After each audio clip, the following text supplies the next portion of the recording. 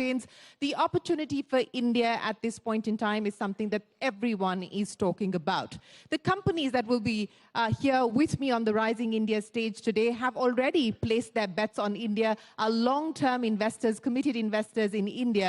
But the question now is, how do we grow the share of manufacturing to GDP from the 15 to 16% where we have been sort of stuck at over the past decade or so to 25%, which was the aspiration and the hope that we get to that number by 2030. What has changed, but more importantly, what more needs to be done to ensure that we can truly capitalize on India's manufacturing moment? Joining me today to discuss what the road ahead looks like for the manufacturing opportunity in India, please welcome Salil Gupte, the president of Boeing India. Ladies and gentlemen, a big round of applause.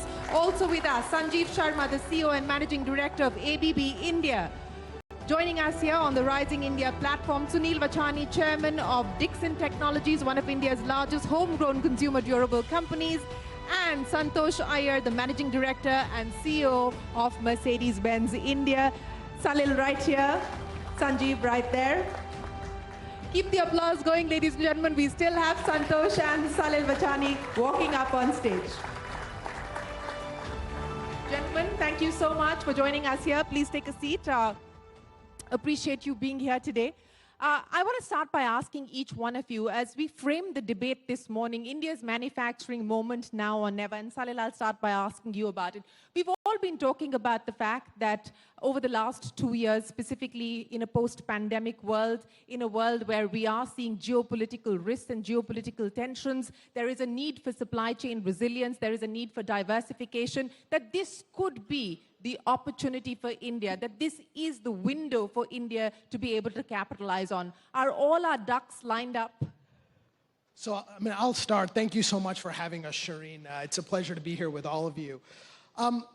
This is a unique moment. Look, I've been in the aerospace business for my entire career, finance and then with Boeing, the OEM, for the last 14 years. And what I can tell you is for my entire career, people have been telling me that someday, India will be one of the top markets for aviation. Someday, India will have the capability for top quality manufacturing and be part of the global supply chain. And it is crystal clear that in this moment, as we emerge from the global pandemic, someday has arrived.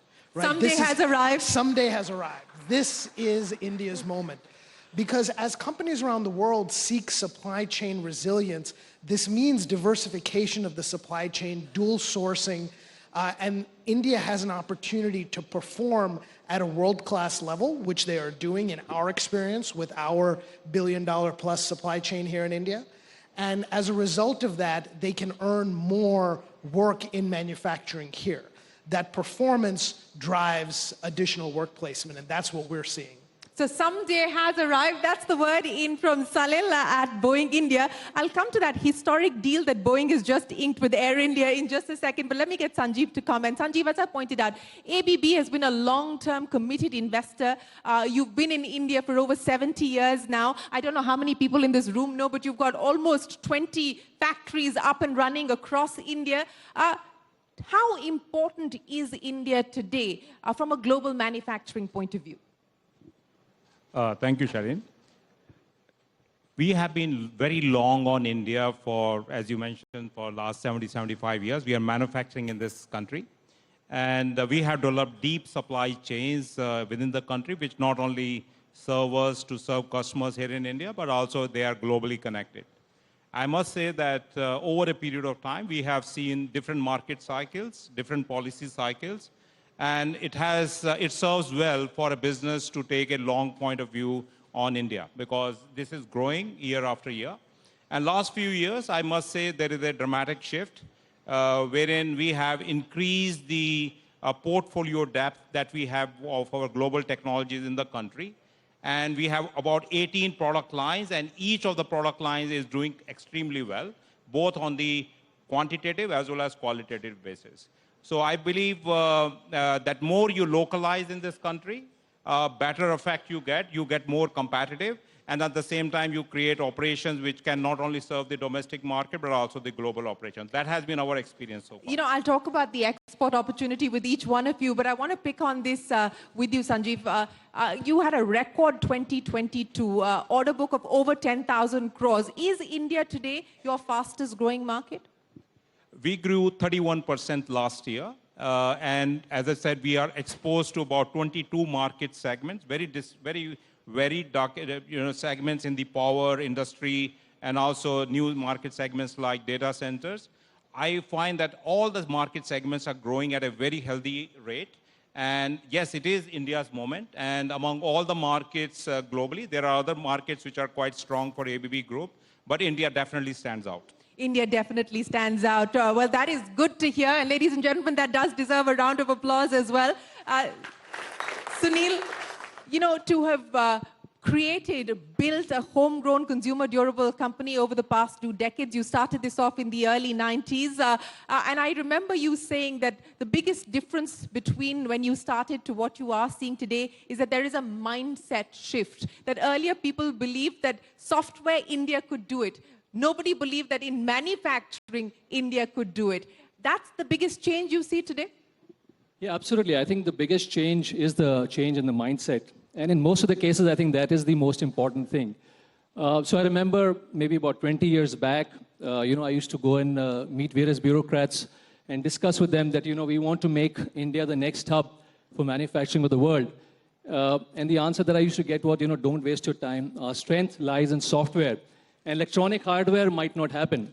And I think now, mostly everybody is convinced that this is our time, and this is the time to make India the next hub for manufacturing, not only for the domestic market, but for the global markets. And I think if we look at the numbers, Shireen, they're very, very encouraging. The global market for our industry, which is the ICT, information, communication, technology, and electronics, it's almost $900 billion. And India has just about 2% market share, so our exports are roughly about $18 billion. So there's a huge opportunity that awaits us. And even in the domestic market, right, there is, I think, a big opportunity because the penetration levels, you'd be surprised to know hardly 15% of the people own an LED television. Maybe about just to 10 to 12% people own a washing machine. So there's a large potential for import substitution and making in India for India. And if I were to say, PLI and Make in India, in fact, 1.0 is already doing very well. I'm sure you already know the numbers, but for some of you who don't know, I think it's very encouraging. There is for the first time that out of the total demand of about $120 billion in our industry, almost 90 billion was manufactured in India. Wow. Right? And if you look at even exports, 10 years back, we were hardly exporting any mobile phones. Maybe 20 years back, in fact, we were importing all our mobile phones for the domestic market. And last year, our exports of mobile phones is about $10 billion, which is a growth of 100%. And next 5 years, we're looking at exports of $100 billion just from mobile phones alone. So I think now there is no doubt that this is our time, and this is the time to make in India. Well, this is our time, and this is the time to capitalize on many of those segments that you spoke of, as you pointed out, that given the under-penetration, the headroom for growth in the domestic market, but more importantly also in the export market, is immense. Santosh, Iyer, like everybody else on this panel, it was a record-breaking year for Mercedes as well. Ladies and gentlemen, you want to take a guess on how many Mercedes cars were sold in 2022? And these are all priced at 1 crore plus. Anyone here who wants to take a guess on how many were sold? 2 lakh. Santosh would be on a different planet if it were 2 lakh cars. Okay, Santosh Iyer, how many cars did you sell over 1 crore? Well, last year we did more than 16,000 cars. It was the best ever year, and thank you. And 22% of these cars were more than 1 crore of rupees, which was never happened. And pre-COVID, this used to be around 10 to 12%. So almost 70-odd% growth on cars more than 1 crore. So the structure of the market, we see a completely different market with this change. But as we pointed out, there is severe underpenetration. And of course, taxation continues to be an issue that industry has been battling against. But that apart, when we are talking about the export opportunity as well as trying to cater to domestic demand, are you adding capacity at this point in time? What kind of incremental investments are we looking at? And how important is India from an export opportunity perspective? Yeah, in Mercedes-Benz, we have something, India is always seen with a word called strategic patience.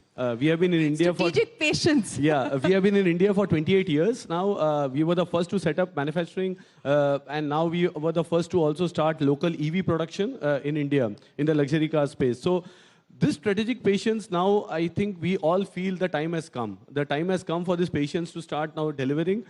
We have a capacity of 20,000 cars now going up to 40,000. We are investing. And apart from what we do on manufacturing, we also have a big R&D hub in Bangalore. We are employing more than 6,000 people there. And they work not only on engineering side, but they also work on software and also digitalization side. So there's a lot happening. And we are quite proud to say that any Mercedes in the world has an India in it. Because there is an Indian engineer which has worked on some development, some patent creation, and we are already contributing to the global ecosystem. Well, it may not have an India-made component yet, but it certainly does have Indian design sensibilities, development capabilities as part of the product. Sanjeev, I want to roadmap the next 5 years, and I want to get the perspective for ABB. You're sitting on a fairly strong balance sheet at this point in time. You've set aside, about 1,800 crore rupees. That's the corpus that you have to play with for acquisitions, inorganic growth opportunities here in India. What would you consider? What would you look at? What looks exciting? So in India, I think the way we run our business, we are a debt-free company. We don't bring money from outside. We are able to generate money here. We have a strong balance sheet. And we are looking at both organic as well as inorganic expansions. And if we are looking at targets in India, we are looking targets which complement as a bolt-on onto our existing businesses, both in the software as well as in the manufacturing area. So we have 18 business models. So each business model has been given the allocation, and they're looking out in the market, which are the partners they can acquire, so that we have a bolt-on business model expansion. Anything on the anvil in terms of closure? We do have a good list at the moment, but we'll definitely let you know. You'll be the first person to know the moment we have it. I'm going to hold you to that promise. You've made that in front of a large audience here.